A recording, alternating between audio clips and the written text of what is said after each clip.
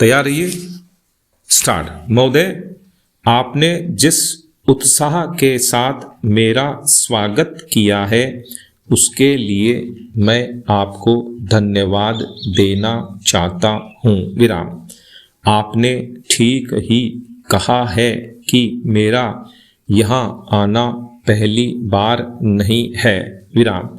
मुझे जहाँ तक स्मरण है यह 5वां समय है जब मैं आपके इस सुंदर प्रदेश में आया हूँ। विराम। पहल जब 1922 में यहाँ आया था वह एक समय था और आज एक दूसरा ही समय है। विराम। उस समय मुझे यहाँ इसलिए आना पड़ा था कि देश के सारे बड़े बड़े नेता जेल में बंद थे। विराम। महात्मा गांधी जी भी जेल में थे और प्रायः यहाँ के भी नेता जेल में थे। विराम। दुर्भाग्यवश या सौभाग्यवश किसी प्रकार मैं बाहर रह गया था और जब मुझे यह समाचार मिला कि इस प्रदेश में विशेषकर सरकार की ओर से बड़ी सख्ती हो रही है तो मैंने सोचा कि यहाँ आना आवश्यक है। विराम। पूज्य मालवीय जी से मैंने इसका जिक्र किया तो वह बड़ी प्रसन्नता के साथ यहाँ आने के लिए तैयार हो गए। यद्यपि उनकी अवस्था उस समय अधिक थी। विराम। मैं तो उस समय नवयुवक था। विराम। हम दोनों यहाँ आए यह आज से 32 वर्ष पहले की बात है और आपके इस सुंदर प्रदेश का मुझे पहल परिचय मिला। विराम।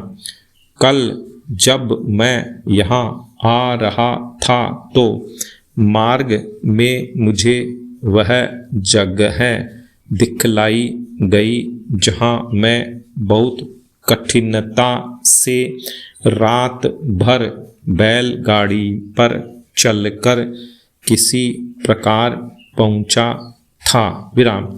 अब तो यहाँ पर कुछ अच्छी सड़कें भी बन गई हैं और कल मैं यहाँ कई मील दूर से मोटर गाड़ी पर चलकर पहुंचा। विराम। पर उन दिनों यहाँ पहुँचने का साधन केवल बैलगाड़ी थी और मुझे बैलगाड़ी से घनघोर जंगलों में यहाँ के 3-4 स्वयं सेवकों के साथ जाना पड़ा था। विराम।